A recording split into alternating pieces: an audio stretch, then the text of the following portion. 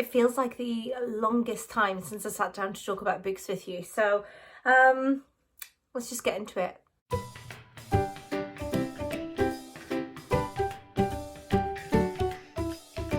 Hi everyone, as I said, it has been a long time since I sat down to talk about books with you all.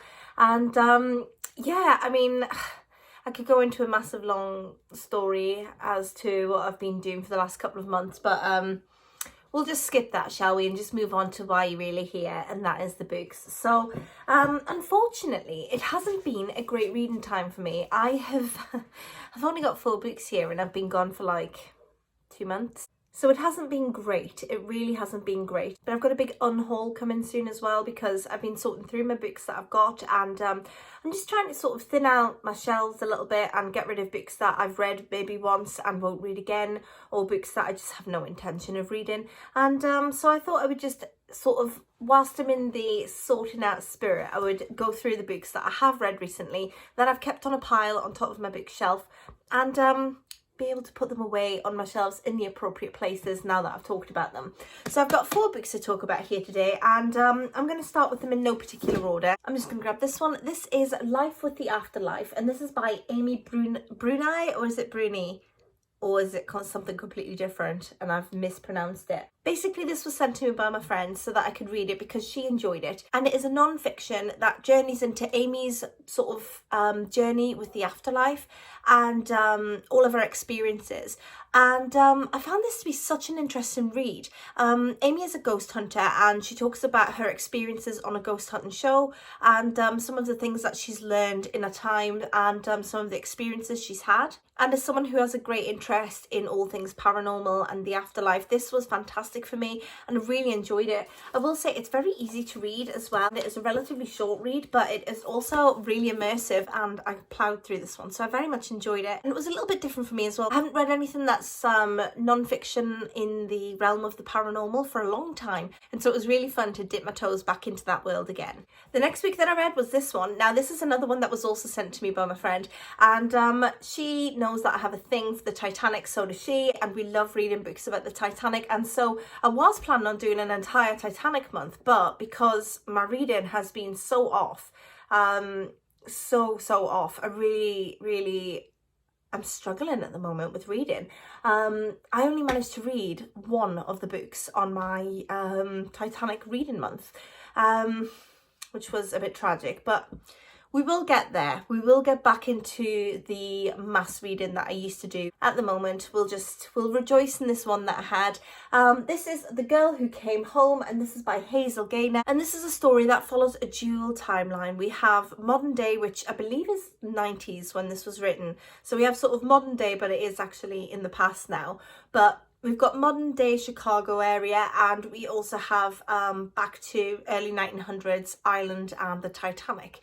And we follow the story of Maggie, who is going on the Titanic. She's leaving from Ireland to start a new life in the US, and obviously we know how the Titanic ended. But Maggie is luckily one of the ones who manages to survive. And the dual timeline runs with modern day Chicago, with Maggie's granddaughter, or it might actually be great-granddaughter, but one of Maggie's descendants, sort of evaluating her own life and her own life choices and where she's going and her own personal tragedies.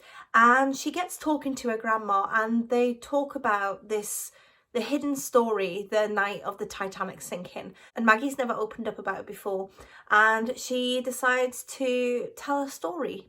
And so, sensing that her granddaughter's going through a sort of a chaotic spell in her life where she just doesn't know what she's going to do yet, Maggie decides to lend a helping hand and tell her the story of the Titanic that she's not told anybody before, the story of her experience.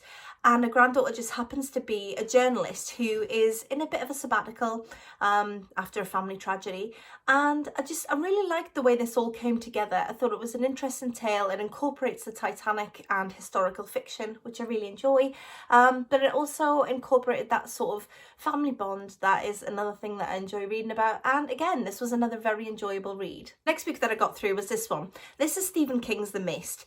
And this follows the story of a town in New England, I believe, where after a big storm, this mysterious mist rolls in, but there is something in the mist, something murderous, something terrifying, something otherworldly, somewhat monsterish appears coming out of the mist. And anything that it comes in contact with, it just slays. And so we have the story of this father and son duo who've gone to the grocery shop to stock up on things after the storm of the night before. But while they're on their way, they notice the mist is coming in, and they're a little bit concerned, and the concern soon turns to terror when they find out that there is something very, very dark and very terrifying within this mist. Now, this is a novella. It didn't take long to read this at all. It's a very short read, and I will say that I struggled to get into it. I wasn't too much a fan of the writing at first. It just felt a little bit clumsy and a little bit clunky, and I wasn't quite sure what was happening. But once I got into it, I really enjoyed it, and I'm glad I persevered with this one. It's not really one of King's novels that I've seen lots of people talking about before. It doesn't seem to be one of the big ones. However, if you're looking for a novella, sort of a quick dip into something a little bit open-ended, a little bit scary, and a little bit Stephen King, then yeah, I would recommend this one, even though when I first went into it I thought I might DNF it. So I mean, what a turnaround. And the final book that I've got here is The Accomplice by Lisa Lutz, and this one was an interesting one. This was sent to me for review, and it follows the story of Owen and Luna, who are platonic friends. And I have to say, I really enjoyed the fact that it was a male and female platonic friendship with absolutely no romance sprinkled in whatsoever. I get so fed up at how many friends to lovers tropes we need to go through. But Owen and Luna make friends in college, and they become quickly embroiled in each other's lives in a sort of I don't know, I don't know if it's like almost an unhealthy friendship. They just seem to really be there for each other in each other's whole lives and dramas. And dramas there are, because in college there is a suspicious death of one of their acquaintances. And so we've got that whole mystery panning out. However, we also have the mystery of what happens later. And this book is all over the place. You've got sort of a dual timeline, you've got multiple perspectives going on, and you've got two murders and two mysteries going on all within this book. So you've got the college situation, and then you've also got later on in years where Luna and Owen are now neighbours. However, Owen's wife ends up murdered too, and you know, there is a lot of suspicion. And so we end up with this whole unravelling of the mysteries and unravelling of Luna and Owen as people. Are the murders connected? Are either of our main characters the culprits? It's an interesting story. It's an interesting premise. This, for me, could have been a little bit better. I did sort of lose it a little bit, and it was one of those that I put down and didn't immediately pick back up or rush to pick back up. I felt like it was sort of a mold that has been covered a few different times. Do you know, it wasn't particularly a remarkable read, but I mean, it was okay. So I think this one, it took me a lot longer to get through it than it should have done. Yeah, so I'm gonna leave it at that. So those are the books that I have read recently, and there isn't very many of them, but I mean, some of them I really enjoyed, some of them so I would love to know if you've read any of them and what you've been reading recently, and hopefully I am going to see you all very soon. And yeah, bye for now.